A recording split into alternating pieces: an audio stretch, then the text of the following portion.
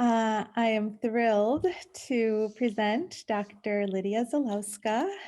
She is an associate professor at the University of Minnesota, Department of Psychiatry and Behavioral Sciences. She's also faculty at the Earl E. Bakken Center for Spirituality and Healing. In her department, she leads Integrative Psychiatry and Wellness Program. She completed a fellowship at UCLA Center for East-West Medicine and is a diplomat of the American Board of Integrative and Holistic Medicine. Dr. Zylowska is an internationally recognized expert in adult ADHD and mindfulness-based therapies. She is a co-founding member of the UCLA Mindful Awareness Research Center. Her research work developed the Mindful Awareness Practices, MAPS, for ADHD program and has been published in peer-reviewed journals. She's author of the award-winning book, The Mindfulness Prescription for Adult ADHD, and her latest book, Mindfulness for Adult ADHD, A Clinician's Guide. We are so happy to have her as part of our tribe and to hear and learn from you, Lidia. It's all yours. Thank you so much for having me. I'm really excited to have this opportunity to talk about a topic that's very dear to my heart, something that I've been involved in for almost 20 years now. So let me bring up my PowerPoint. Am I able to share? I think so. Okay. Can you see the presentation?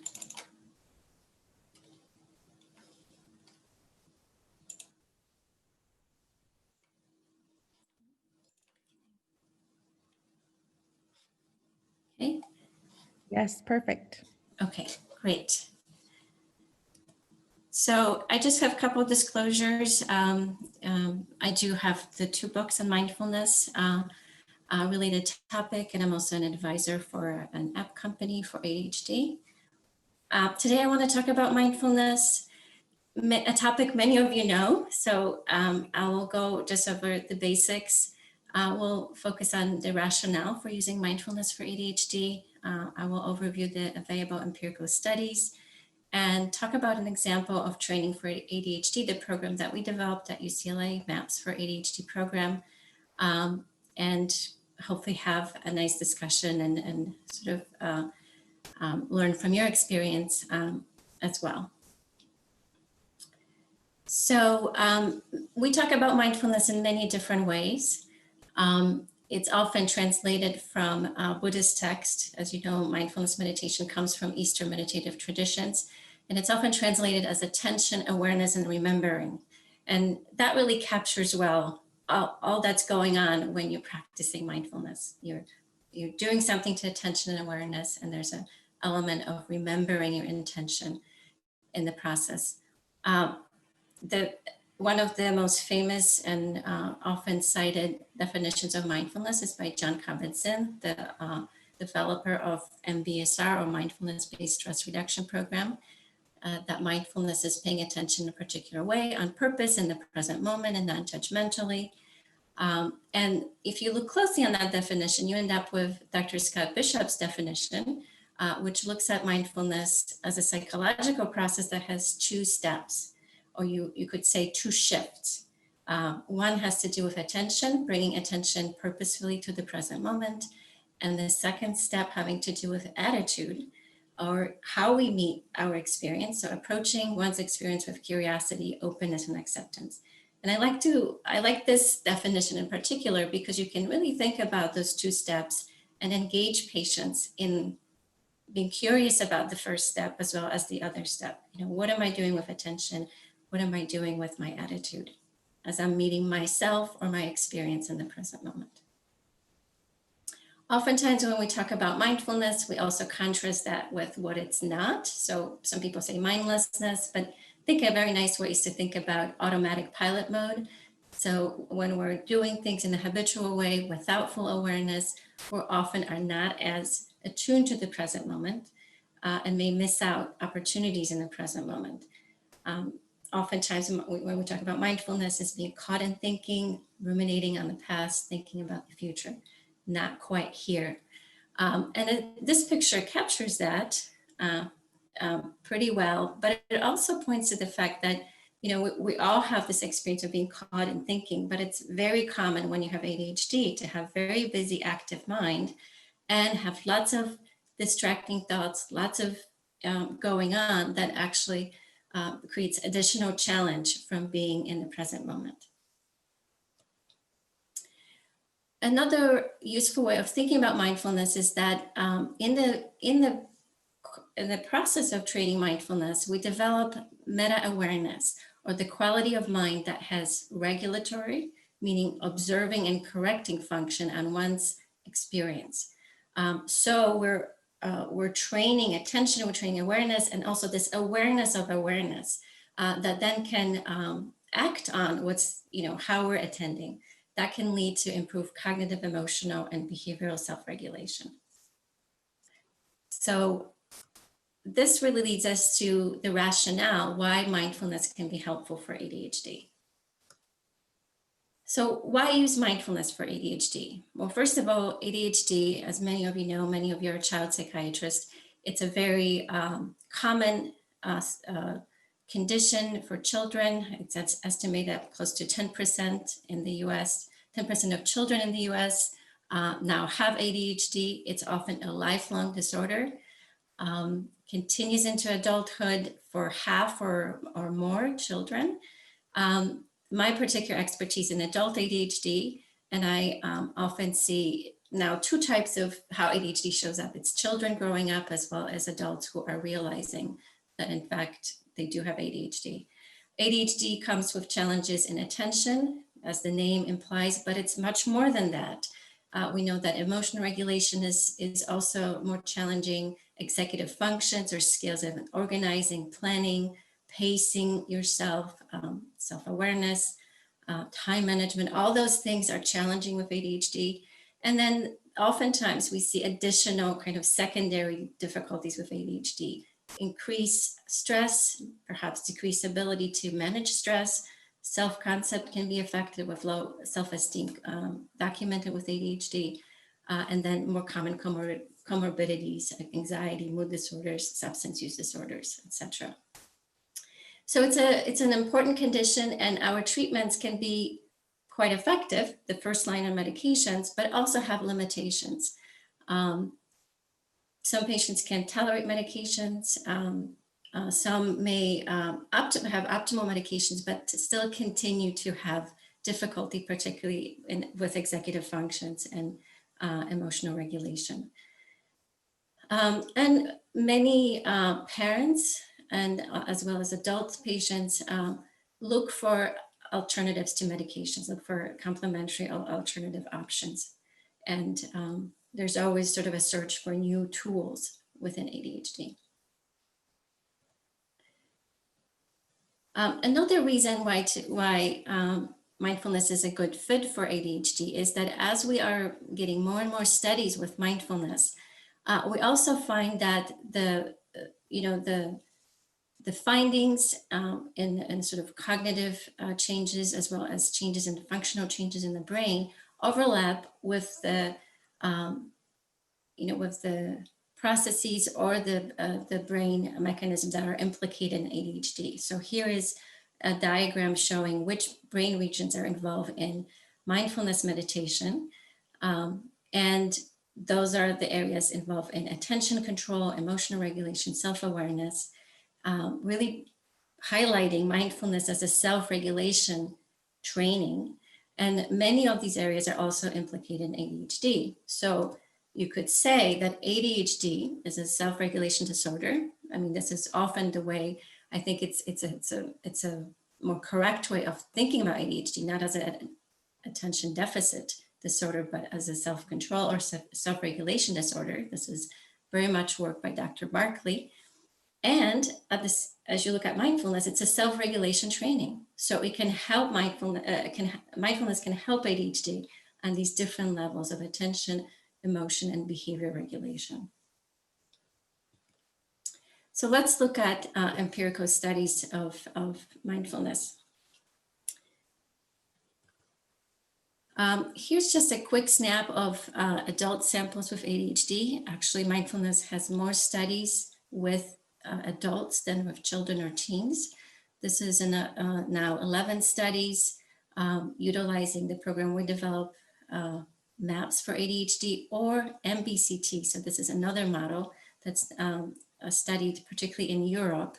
It's a modified MBCT that also brings ADHD education and some studies also elements of the maps. But you can see where the field stands. There are a few studies that were pilot studies, myself included, initially. And then since then, over time, over the last decade or so, we have more studies with waitlist control and and one with active control. When you look at the child adolescent samples, most work with mindfulness has been done with a program called My Mind. And this is a program developed by Susan Bagels in Netherlands. And it's a group training program that has two separate groups, one for children and one for parents. So it's a concurrent training.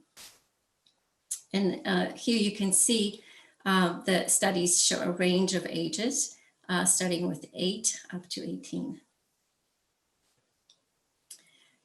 If you pull all the studies, children and adults, you see that the effect sizes are moderate effect sizes in attention as well as hyperactivity, impulsivity domains. The effect sizes tend to be higher for adults in both in attention, hyperactivity, impulsivity than for children. But still you do see that this approach can affect the core symptoms of ADHD. This is another snapshot of what else is being studied. Other positive outcomes that have been mentioned across studies, such as executive functions, looking at measures of anxiety, depression, affect, mindfulness, self-compassion, quality of life, health status. Studies also often incorporate cognitive measures with diverse findings in attention as well as conflict detection or cognitive inhibition. And there's one study now with adults using MAPS program, looking at changes in the brain and neuroimaging, and showing some correlation between subjective sense of improvement with activation in the circuits related to attention and working memory. In child and parent studies, other outcomes that are looked at are externalizing problems, as well as peer relationships and parental stress, also showing that mindfulness can have a positive impact there. I'm presenting that to show you where we're at with the field. Of course, it's if you look at the sort of the trajectory of intervention development, mindfulness is still in an somewhat early stage of intervention development and refinement. We do need larger studies with more active comparisons and longer follow-up. And there's also lots of questions that are yet to be answered by some of the studies, such as medication effects, subgroup effects. Not a lot of attention in general in mindfulness research has been paid to adverse effects, or are there subsets of patients that may not tolerate mindfulness or get worse with mindfulness? And there's also questions that are very important in ADHD world on sequencing. Do you do mindfulness training first? And then if the person doesn't improve, do medications, or maybe vice versa? And then also a question of where does CBT fit in? CBT is another approach that's very helpful with ADHD. And so, what's the most optimal way of introducing these trainings to ADHD? I've listed some review studies that attempt to talk about this and are more of a review papers on the subject if you want to go more deeply into that. And now I'm going to talk about the program we developed. This is more for people who are clinicians and want to know a little bit more about how to do this. And I want to tell you a little bit, just from like a history standpoint, how it was to do this work early on. Our feasibility pilot study that we did at UCLA sort of started this field. There was some work done in Germany a little bit prior to that with DBT for adults with ADHD, but at that time, at the early 2000s, people were not really studying mindfulness for ADHD. So when I started this work, I was a research fellow, I was getting some pushback from the mentors saying, you know, this is a setup for failure because you're asking people who have trouble sitting still, trouble paying attention, to sit still and to pay attention in meditation. And that was a fair question. That's a fair question. So a lot of the work that was initially done with this program was to modify, you know, existing mindfulness programs, very much looking to MBSR and BCT as models, and make them ADHD user-friendly. You know, think about modifications that would enhance engagement as well as learn as much as learning and relevance to those with ADHD. So this program, like many mindfulness programs, it's also group-based, typical format of 8 weekly sessions lasting 2 to 2.5 hours. And this program developed manual, which was initially published in a book that was for general public. And I'm really happy to say that we now have a clinician guide that's coming out now. I just learned that it's available. So if anyone is interested in checking that out, again, it's for adults with the caveat that MAPS has been, there are pilot studies applying it to teens as well as children ages 9 and up. So with some modifications, you know, you can also see its role in younger ages, but we don't have as much empirical support for that. So what are some of the adaptations that we did for ADHD? First of all, we thought it was very important to have ADHD psychoeducation and done in a specific way, talking about ADHD as on a spectrum, kind of from the neurodiversity perspective, knowing that some people might have mild symptoms, some people may have severe symptoms, so it's sort of symptoms on the spectrum. And thinking about ADHD also as, you know, as a difference, as a different way of attending, different way of being in the world that certainly comes with challenges, that also thinking about what may be some personal strengths that one may notice with having ADHD as well. The education piece is very powerful with ADHD. There are studies of just giving psychoeducation with ADHD being quite impactful. So I just want to underscore that point, that especially with mindfulness, when you're trying to learn how to observe subtle things, it's very helpful to have language for those things. So learning about things like impulse control or executive functions, or understanding you know, the typical patterns and difficulties that people have in terms of procrastination or interrupting, and giving examples. And it's very helpful, I think, to then catch those things happening as they're happening in the moment. And the group format is really helpful in the way to hear others reflect on their own experience, reflect on the difficulties with meditation, and then you know, create a place where people can motivate each other or validate each other. So it's very important to be, as a trainer or, you know, a clinician that's teaching it, to anticipate difficulties, normalize difficulties, emphasize curiosity to difficulties, and normalize that it may be hard to sit in meditation and may be difficult to pay attention to your breath. And so one way of doing it will be to say, it's not about staying with the breath, it's about returning to the breath. You know, it's not about that. And this concept of acceptance challenge dialectic that comes from DBT, you know, you accept this is not easy, you accept that things may be challenging, but can you also think of ways to be with the difficulties or learn from it, or you know, think about shifting or changing something to help you either stay with the practice or stay with your own experience, or, accept the ADHD, but learn to work around it, learn to grow your skills around it. In terms of the actual mindfulness practices, as you know, there's formal practices and informal practices of mindfulness. The formal practices of sitting meditation or walking meditation, we started at 5 minutes, gradually increasing to 15 minutes by the end of the 8 weeks, which was a big change from MBSR and MBCT, where often, the classic version, you do practice for 45 minutes. That's often modified to now 20, 30 minutes. But we went even further with the 5 minutes. Emphasizing mindful movement in each session, and emphasizing also informal exercises or the mindfulness shifts in the daily life activities.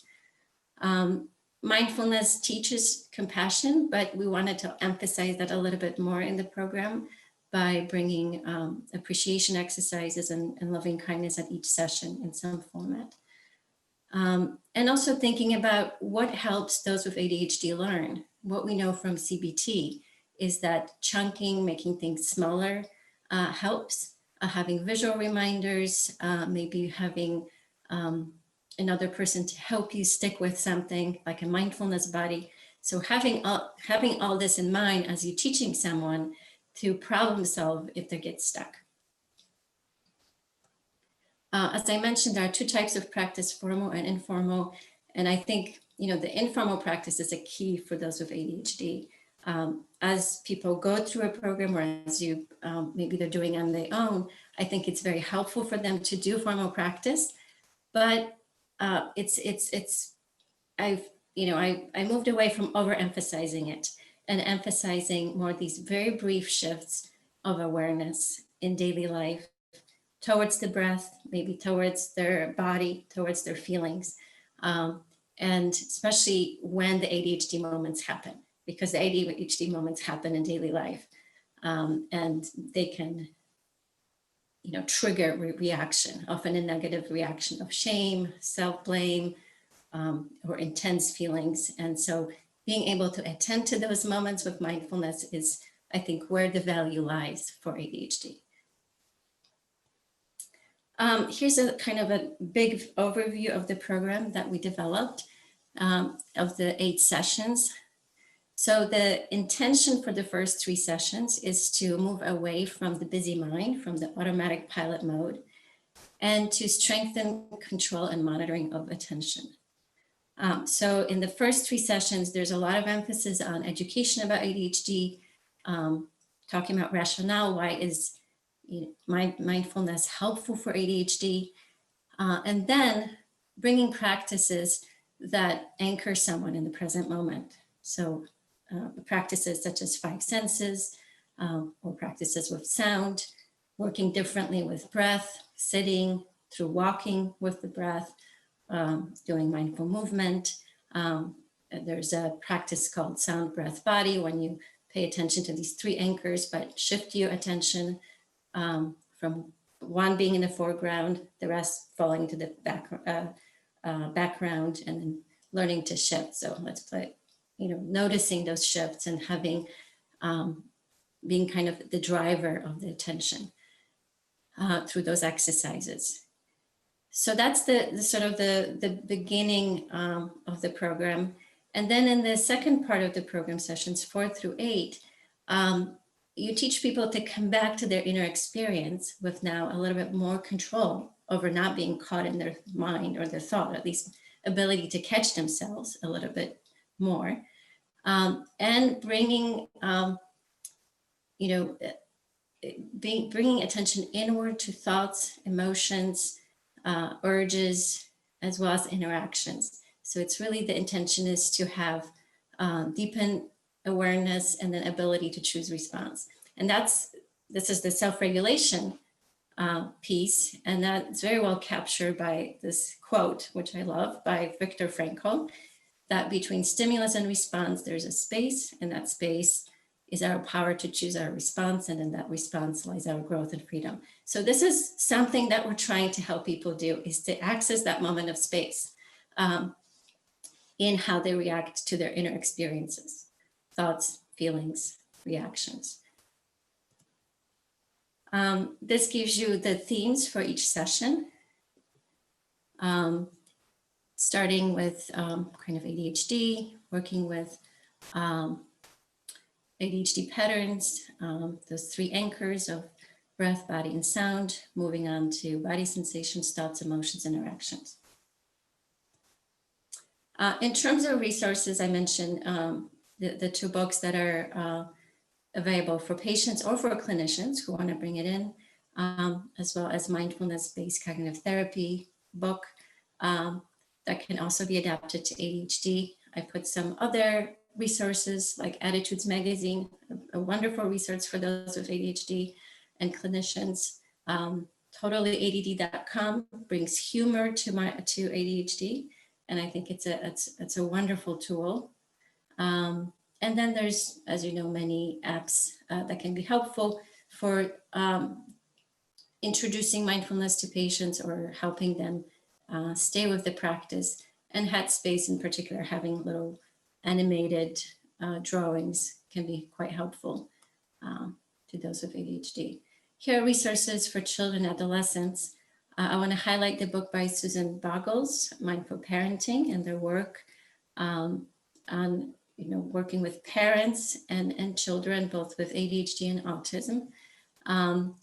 There are other resources, books by clinicians that have been published recently for working individually with teens, children, or parents that are affected by ADHD. Those are not necessarily researched approaches, but can still be quite helpful. And there's work by Susan Kaiser Greenland for adapting mindfulness for ADHD. And I often recommend the Mindful Games book, because those are playful, kind of engaging ways of exploring mindfulness. And that's really the way you want to bring mindfulness, not to all children, but especially to children with ADHD, as well as teens with ADHD and adults with ADHD. Making it short, playful, kinesthetic, and novel. So changing how different approaches are introduced.